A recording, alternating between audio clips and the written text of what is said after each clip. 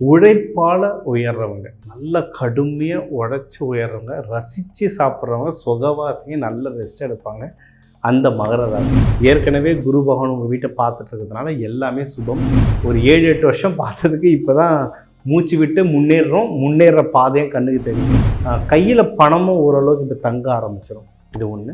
என்ன ராகு இருக்கிறதுனால நீங்கள் கொஞ்சம் பார்த்து ஹேண்டில் பண்ணுங்க. 4ஆம் வீடு 5 ஃபேமிலிலாம் ஒன்றும் பிரச்சனை இல்லை, எல்லாமே ஸ்மூத்தாக ஓடிட்டு 8 வருஷம் உடம்பெல்லாம் பிச்சு எடுத்துகிட்டு அந்த உடம்புல இருக்க பிரச்சனை எல்லாம் நல்லா குறைஞ்சிரும். ஏற்கனவே பொண்ணு மாப்பிள்ளை பார்த்தாச்சு, கல்யாணம் ஃபிக்ஸ் ஆகிடுச்சினாலும் நீங்கள் கல்யாணம் பண்ணுறதுக்கும் இந்த நவம்பர் மாதம், ஏன்னா மார்கழிக்கு முன்னாடி வருது, இந்த நவம்பர் மாதம் ரொம்ப நல்லாயிருக்கு. நீங்கள் தாராளமாக கல்யாணம் பண்ணலாம். கடன் வாங்கிட்டு கொடுக்கறதுல இஷ்யூஸ் வரும். முடிஞ்ச அளவுக்கு கடன் வாங்காதீங்க. இந்த மாதம் முடிஞ்ச அளவுக்கு கடனை கொடுக்காதீங்க. அப்படியே வாங்கி கொடுத்தாலும் டாக்குமெண்டேஷனை வச்சுக்கோங்க, அது உங்களை காப்பாற்றும். உங்களுக்கு குழந்தை பாக்கியத்துக்கும் நிறைய நல்ல வாய்ப்புகள் இருக்குது. சரியா, குழந்தை பாக்கியத்துக்கும் நல்ல வாய்ப்பு இருக்குது. கல்யாணத்துக்கு நிறைய வாய்ப்பு இருக்குது. ஆஃபீஸில் ப்ரமோஷன், வேலை நல்லா நடக்கிறதுக்கு அதுக்கும் ஜாஸ்தியான வாய்ப்பு இருக்குது. சூப்பர். என்னென்னா உங்களுக்கு மென்டர் பண்ண ஆள் இருக்குது. எனக்கு வேலை ப்ரமோஷன் கிடைக்கும், ஆனால் என்ன பண்ணுறதுன்னு தெரியல அப்படின்னா நீங்கள் கேட்டால் உங்களுக்கு சொல்லித்தர ஆள் இருக்கு. வாழ்க வையகம், வாழ்க வளமுடன்.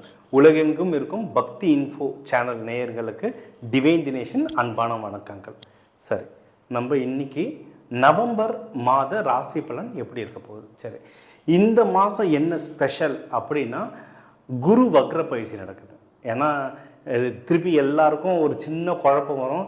சார், குரு பயிற்சின்னு சொன்னீங்க, போன மாதம் குரு அதிசாரன்னீங்க, இப்போ குரு வக்ரன்றீங்க, என்ன தான் நடக்குது அப்படின்றது நம்ம திருப்பி சொல்கிறது விஷயம். ஜோதிடம்ன்றது நம்பிக்கை தாண்டி இது ஒரு சயின்ஸ். இப்போ எப்படி இது ஒர்க் ஆகுது? குருன்ற ஒரு பிளானட் வானத்தில் இருக்குது. நம்ம சைக்கிள் ஓட்டும்போது எப்படி முன்னாடி போவோம், அதுக்கப்புறம் விழுவோம், எழுந்துப்போம், வருவோம்ல, அதேமாரி தான் ஒரு கிரகன்றது முன்னாடி போவோம், கொஞ்சம் பின்னாடி வரும், கொஞ்சம் முன்னாடி போவோம், அதுக்கப்புறம் திருப்பி வட்டமாக வரும். அதை பொறுத்து நம்மளுடைய பலன்கள் நிறைய நம்ம லைஃப்பில் மாறும். அந்த மாதிரி இப்போ குரு வக்ரம்ன்றது நம்மளதில் மிதுனத்திலேருந்து அக்டோபர் மாதம் கடகத்தில் வந்தது. இப்போ கடகத்துலேருந்து திருப்பி லைட்டாக மிதுனத்தை நோக்கி போகுது. இந்த நவம்பர் மாதம் கடகத்திலே தான் இருக்கும், ஆனால் மிதுனத்தை நோக்கி பின்னாடி போகுது. அப்போது அந்த கிரகம் இப்படி போகும்போது சில மாறுதல்கள் நம்ம லைஃப்பில் நடக்கும். அது என்னென்ன மாறுதல்ன்றதோ மேஷம்லேருந்து மீனம் வரைக்கும் ஃபுல்லாக சொல்ல போகிறோம். பொறுமையாக பாருங்கள். உழைப்பால் உயர்றவங்க, நல்ல கடுமையாக உழைச்சி உயர்றவங்க, ரசித்து சாப்பிட்றவங்க, சுகவாசிங்க, நல்ல ரெஸ்ட் எடுப்பாங்க. அந்த மகர ராசி, சரியா, நல்ல சுகவாசி மகர ராசி அவங்களுக்கு எப்படி இருக்க போகுது இந்த நவம்பர் மாதம்? ஏற்கனவே குரு பகவான் உங்கள் வீட்டை பார்த்துட்டு இருக்கிறதுனால எல்லாமே சுபம். 7.5 சனிலாம் வேறு 6 மாதம் முடிஞ்சிடுச்சு. நம்ம கொஞ்சம் நல்லா தான் இருக்கும். முன்னாடி ஒரு 7-8 வருஷம் பார்த்ததுக்கு இப்போ தான் மூச்சு விட்டு முன்னேறுற பாதையும் கண்ணுக்கு தெரியுது. அது ஒன்றும் நீங்கள் நல்ல மேலே முன்னேறிட்டே வர போகிறீங்க. அது இப்போ குரு பகவான் வேறு பார்க்குறாரு. ஸோ நிறைய முன்னேற்றங்கள் வரும். என்னென்னன்றது பார்க்கலாம். கையில் பணமும் ஓரளவுக்கு இப்போ தங்க ஆரம்பிச்சிடும். இது ஒன்று. என்ன ராகு இருக்கிறதுனால நீங்கள் கொஞ்சம் பார்த்து ஹேண்டில் பண்ணணும். அதாவது எங்கேயாவது ஈஸியாக ஏமாற வாய்ப்பு இருக்குது.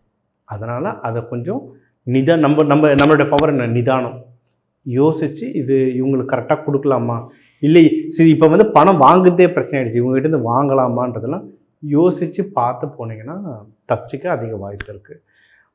3ஆவது வீட்டில் குருவும் பார்க்குறாரு, சனியும் பார்க்குறாரு. காம்படிஷன் போகிறவங்க, எக்ஸாம் எழுதுகிறவங்க, கவர்மெண்ட் எக்ஸாம் எழுதுகிறவங்க, ப்ரமோஷனுக்கு அப்ளை பண்ணுறவங்க, ஏதோ ஒரு விஷயத்தில் நான் போட்டியிடுறேன் அப்படின்றவங்க நீங்கள் நிறைய கை கூட வாய்ப்பு இருக்குது. நல்ல விஷயமாக கை கூட வாய்ப்பு இருக்குது. ஆனால் டாக்குமெண்டேஷனை வச்சுக்கணும். ஏன்னா குரு சனி பார்க்கறதுனால டாக்குமெண்டேஷனை வச்சுக்கிட்டிங்கன்னா, எனக்கு 2 மாதம் கழிச்சு தான் சார் ஒரு எக்ஸாம், ஒரு பேங்க் எக்ஸாமுக்கு அப்ளை பண்ண போகிறேன், எக்ஸாம் இருக்குன்னு 2 மாதம் கழிச்சு இப்போவே அப்ளை பண்ணுறேங்க. ஏன்னா இப்போ எனர்ஜி நல்லாயிருக்கு உங்களுக்கான அந்த குரு பகவான் பார்வை இருக்கிறதுனால இப்போ அப்ளை பண்ணிவிடுங்க. வரும்போது வரட்டும். நீங்கள் இனிஷியேட் பண்ணிட்டீங்கன்னா அதுக்கப்புறம் ஆண்டவன் பார்த்துப்போம். அவ்வளோதான். சரிங்களா? ஓகே. 4ஆம் வீடு 5 ஃபேமிலிலாம் ஒன்றும் பிரச்சனை இல்லை, எல்லாமே ஸ்மூத்தாக ஓடிட்டுருக்கு. ரொம்ப நல்ல விஷயம் என்னென்னா எதிரிகள் தொல்லை குறையும். உடம்புல இருந்த சீரப்பு, ஏன்னா 8 வருஷம் உடம்பெல்லாம் பிச்சு எடுத்துகிட்டு இருக்கும். அந்த உடம்புல இருக்க பிரச்சனை எல்லாம் நல்லா குறைஞ்சிரும் இப்போ. அண்ட் கல்யாணத்துக்கு தேடுறவங்க பார்க்குறதுக்கு பெஸ்ட்டான டைம் இப்போ. சரிங்களா? நம்ம எப்பவுமே சொல்கிறது, சாட்டர்டே சண்டே போக வேண்டாம் மாப்பிள்ளை வீடு பொண்ணு வீடு பார்க்க.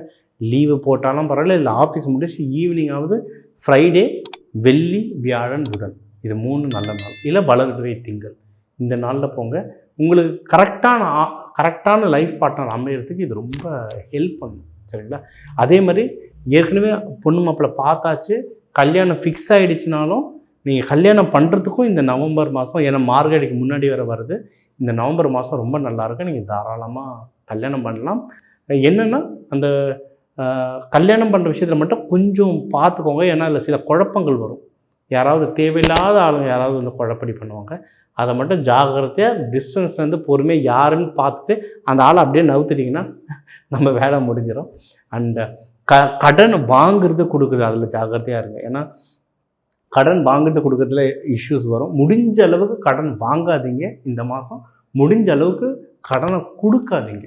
அப்படியே வாங்கி கொடுத்தாலும் டாக்குமெண்டேஷனை வச்சுக்கோங்க, அது உங்களை காப்பாற்றும். ரொம்ப க்ளோஸ் ஃப்ரெண்டாக இருந்தால் கூட சைன் வாங்க முடியும். என் ஃப்ரெண்ட்கிட்ட நான் எப்படி சைன் வாங்குறதுன்னு நினச்சிங்கன்னா ஜிபேயில் அனுப்பிச்சிடுங்க.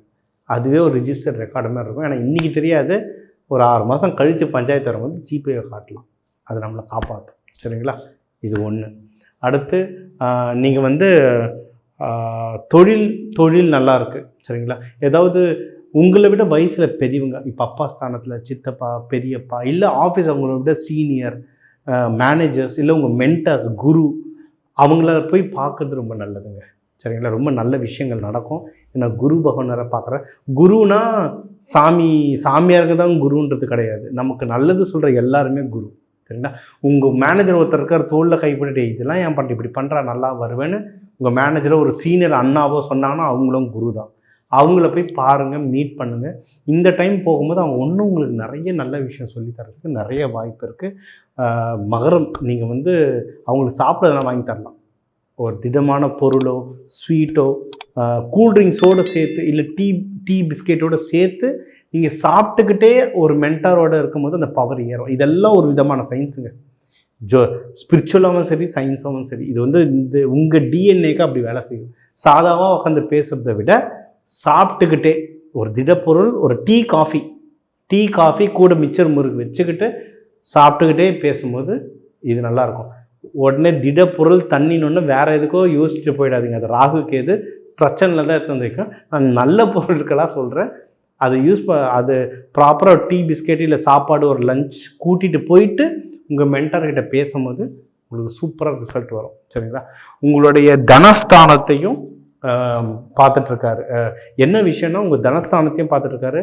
உங்களுக்கு குழந்தை பாக்கியத்துக்கும் நிறைய நல்ல வாய்ப்புகள் இருக்குது. சரியா? குழந்தை பாக்கியத்துக்கும் நல்ல வாய்ப்பு இருக்குது.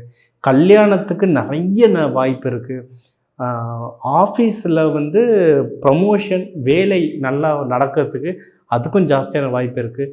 சூப்பர். என்னென்னா உங்களுக்கு மென்டர் பண்ண ஆள் இருக்குது. எனக்கு வேலை ப்ரமோஷன் கிடைக்கும், ஆனால் என்ன பண்ணுறதுன்னு தெரியல அப்படின்னா நீங்கள் கேட்டால் உங்களுக்கு சொல்லித்தர ஆள் இருக்குது. ஏன்னா அதுதான் இன்றைக்கி கிடைக்க மாட்டேது. நல்ல ஆளுங்க, நல்ல மனுஷால் உங்களுக்கு கிடைப்பாங்க. என்னென்னா அவங்கள கூப்பிட்டு போகும்போது சாப்பிட வச்சு சந்தோஷப்படுங்க, அவங்களும் உங்களுக்கு சந்தோஷமாக சொல்லுவாங்க. சுப விரயம் வரும். சரிங்களா? இப்போ சுப விரயன்றது நல்லது. இப்போ கல்யாணத்துக்குலாம் அரேஞ்ச் பண்ணுறீங்கன்னா கண்டிப்பாக செலவாகும். சரிங்களா? ஸோ சுப விரயம் இருக்குது, கையில் காசும் வரும். அதை எடுத்து அழகாக சுப விரயத்தில் போட்டுக்கிட்டிங்கன்னா காசு தப்பிச்சுக்கும், நல்ல விஷயமாக நடக்கும். ஸோ இந்த நவம்பர் உங்களுக்கு சூப்பராக இருக்கும், நல்லபடியாக பயன்படுத்திக்கோங்க. ஸோ இப்போ வந்து நம்ம வந்து இந்த நவம்பர் மாதத்தும் எப்படி இருக்குன்றதை நம்ம எல்லா ராசியும் இப்போ ஒவ்வொன்றா பார்த்துட்டு வந்தோம். சரிங்களா? இப்போ இது எனக்கு அப்படியே 100% ஒர்க் ஆகும்னா 100% ஒர்க் ஆகாது. ஏன்னா என்ன சொல்கிறது, ஒரு 140 கோடி மக்கள் இருக்காங்க இந்தியாவில். சரிங்களா? உலகம் முழுக்க தமிழர்கள் இருக்காங்க. நம்ம சொன்னது வந்து பொதுவான ஜாதகம். இது வந்து அட்லீஸ்ட் ஒரு 60% ஒர்க் ஆகும். அப்போ மீதி 40% என்னன்னா உங்கள் தனிப்பட்ட ஜாதகம் பொறுத்து நிறைய விஷயம் மாறும். ஸோ அது எப்படி தெரிஞ்சுக்கிறதுனா கீழே என்னோடய நம்பர் இருக்குது. உங்கள் தனிப்பட்ட ஜாதகத்துக்கு உங்களுக்கு தெரிஞ்சுக்கணுன்னா இந்த ஃபோன் நம்பரில் நீங்கள் கால் பண்ணலாம். நிறைய பேருக்கு சில பிரச்சனைகளுக்காகலாம் ரெகுலராக நீங்கள் கால் பண்ணிட்டு வரீங்க. நம்ம அதுக்கு பரிகாரங்களும் சொல்கிறோம். பரிகாரங்கன்னு ஹோமம் சொல்லுவாங்களா, தூரமாக ஒரு கோவில் சொல்லுவாங்களான்னா பயப்படக்கூடாது. நிறைய விதமான பரிகாரங்கள் இருக்குது.